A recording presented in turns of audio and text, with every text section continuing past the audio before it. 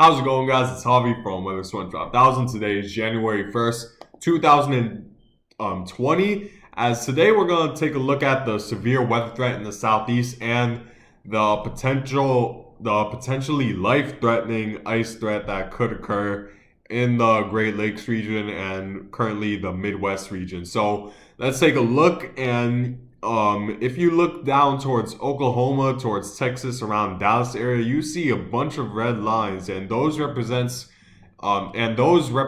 currently a tornado watch in effect. It's approximately 2:30 o'clock. Just point out, and we have a tornado warning just along the border of Oklahoma City near the Bartsonville area. So if you're around northern Oklahoma, be in watch for that. Go in basements if there's tornado warning, because you're definitely gonna need to know that if you're in the southeast, because there's gonna be a huge severe weather threat that's gonna threaten a lot of these southeast states tonight. And you could probably see why if you take a look at the temperatures right here, just to the northwest of Oklahoma City. It's currently 66 degrees.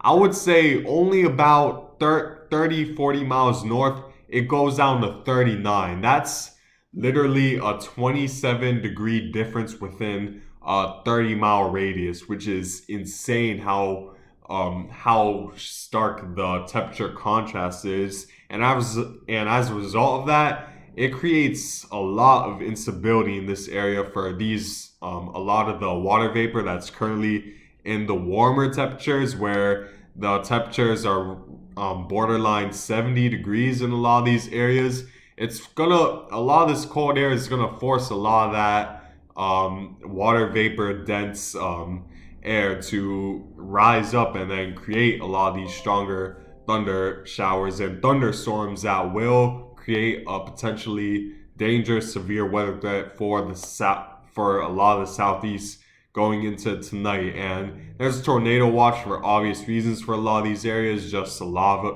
of instability for one thing.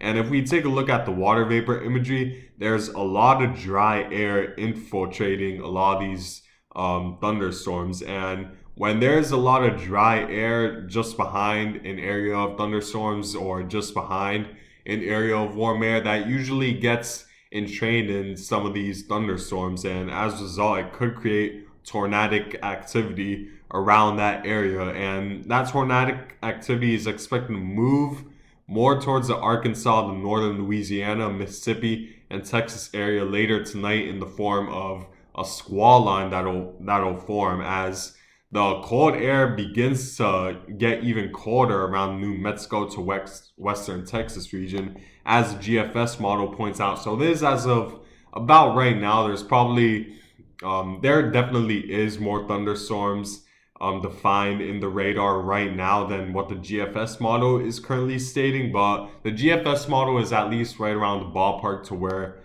we are at right now. So there's a small snow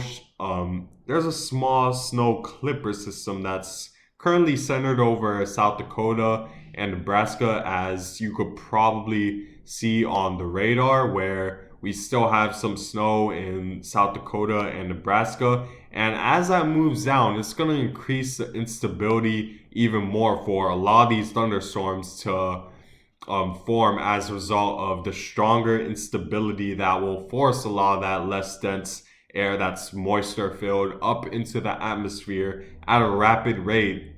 So those thunderstorms will definitely form as the instability increases. But as we move forward, this is as of 6 hours from now, and then the snow becomes more defined. But not only that, the instability, just check out the blue line that's right towards the extreme south eastern portions of Colorado, New Mexico, and just take a look at that line. It becomes more defined and just dips even more south towards the southern portions of Texas. And since that cold air is really dipping down towards the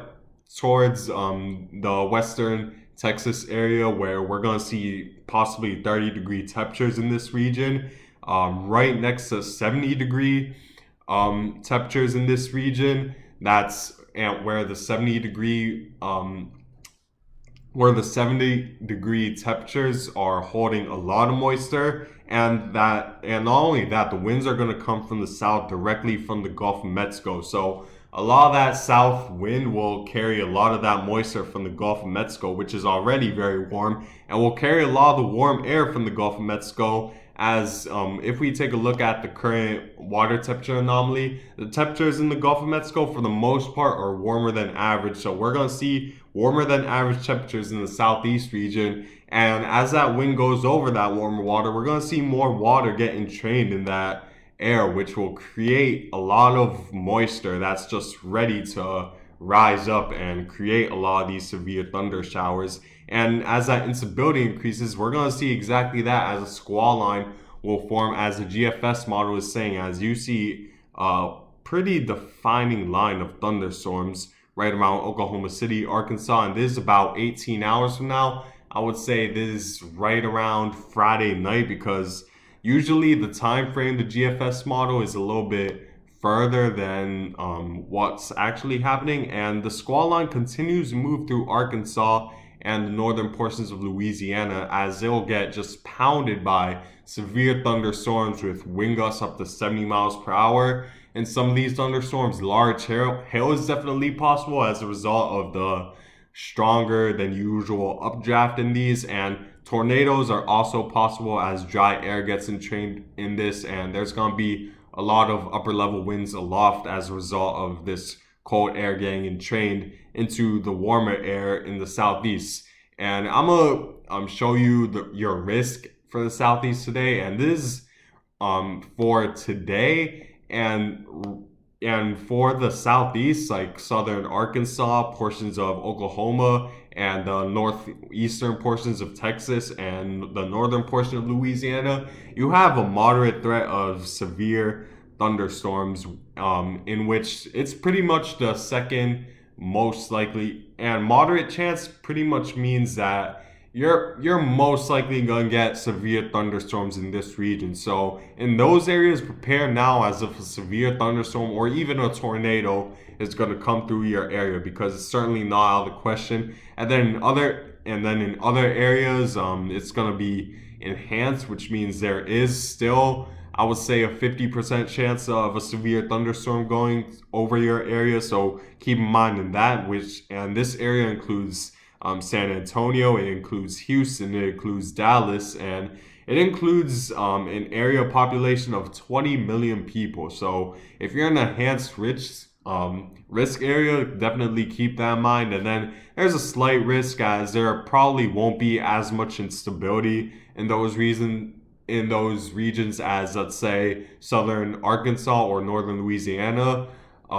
So the chance of severe thunderstorms should definitely be lower than those areas, but still there's gonna be a slight chance. And then outside of that, the chances are very, very slim, but don't rule out the possible thunderstorm, maybe in St. Louis, maybe even in New Orleans as of today. But in these areas, definitely in at least some moderate and enhanced areas, definitely get ready for severe weather threat, to where tornadoes, large hail, and damaging winds could impact your area. So make sure to bring easily loose things inside. You don't want that to become a projectile which could damage another person's or your own home. And make sure to definitely keep in mind of the weather, because you don't want to be going out during a thunderstorm or even a tornado threat. So just keep that in mind if you're within the southeast region. But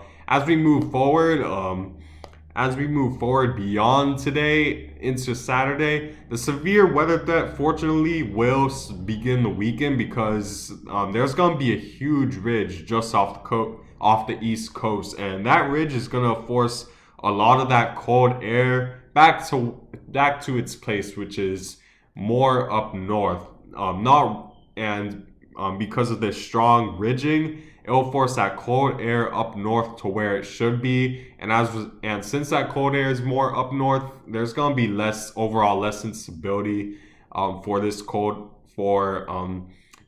air to work with, because the temperatures over here aren't like 70 degrees like it is in the southeast. So the instability will be far less as this cold air moves north. However, there's still an enhanced chance, as I'll show you for next day. We still have an enhanced chance of thunderstorms, which includes the Gulfport, Mississippi area, Mobile, Birmingham, Jackson, Mississippi, and New Orleans. Those areas could definitely still feel the impacts of these stronger than usual thunderstorms, and potential tornado threat is definitely possible. So also in the enhanced region, I would be alert of this because there's still like a pretty good chance you'll experience a severe thunderstorm in that area. And then we can't rule out the Nashville area either. There's still a slight chance, and maybe Atlanta,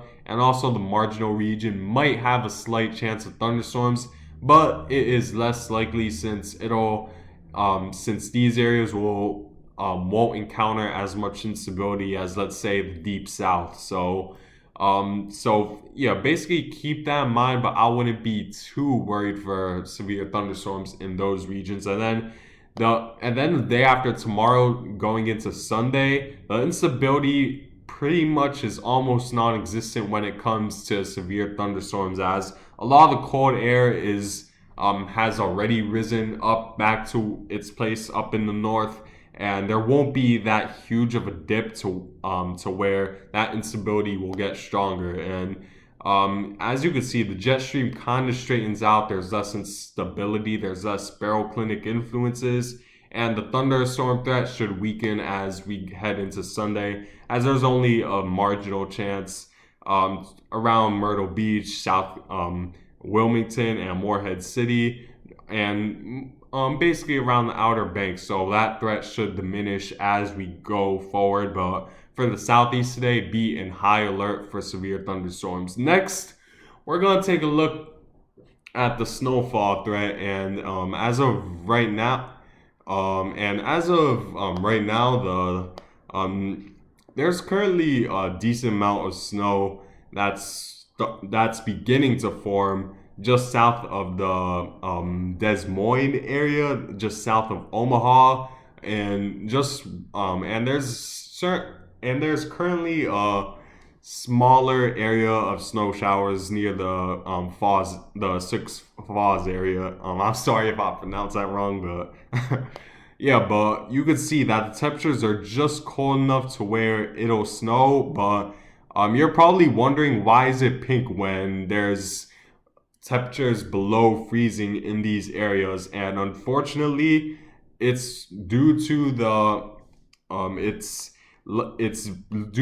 the freezing rain that's gonna be in a lot of these cities as we move forward. And it's currently freezing. It's currently either sleet or freezing rain that's affecting these areas, which is a huge concern because freezing rain is far more impactful and potentially dangerous than even snowfall, as a tenth of an inch of ice could cause a lot of problems on the roads.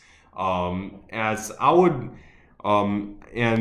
for some of these areas, they could experience up to a half inch of ice, which is definitely a huge concern. And what causes this freezing rain? So freezing rain usually occurs when warm air is infiltrating the middle levels of the atmosphere, and there's just enough and for it's a freezing rain, there needs to be a pretty big chunk of warmer than freezing air in the middle levels of the atmosphere. Then the ground needs to be below freezing, so that rain could then stick onto the ground and then freeze as it rains. And this causes huge problems on the roads. It causes a ton of power outages and a lot of trees down as a result of that. And we definitely don't want to see freezing rain, but unfortunately that's currently the forecast, as what's causing this freezing rain in this storm situation is just the strong south wind that's gonna pretty much fight against the strong northwest wind, as well as GFS model is currently stating. There's a strong south wind, and then there's also a small high pressure system that you can't really see, but it's bringing just enough north west winds that's pretty much going against this warm air, and that warm air will infiltrate the and as you know, warm air rises, so that warm air will go above the ground while the freezing air will try to sneak in under that warm air, and as a result, freezing rain will form in a lot of these areas, causing a potential life-threatening freezing rain threat for the Great Lakes region, for potentially Chicago as well. St. Louis might get involved, and that's definitely something to keep in watch. And don't and for those people in the freezing rain threat, don't assume that the freezing rain is just regular rain and that you could drive over it, because freezing rain, I would say, is far more dangerous than snow in my opinion. I'd rather have 5 inches of snow on the street, 5 inches of snow than a tenth of an inch of ice, because ice is definitely not something to play around with when you're driving. And my PC is running low, so I need to end this video really fast. And then here's a current chance of probability of ice. There's a high chance in a lot of these areas, and then there's also a medium chance right around Kansas City, Chicago, Grand Rapids, Toronto, Burlington. All those places need to be in watch of ice. And then as for the snow, we could see up to a foot near Traverse City, and 3 to 5 possibly in Chicago. And yeah, so anyways guys, I need to end this video before my computer runs out. Thank you guys for watching, and I'll probably post another video on the Northwest Pacific later tonight, so keep that so stay tuned, and thank you guys for watching.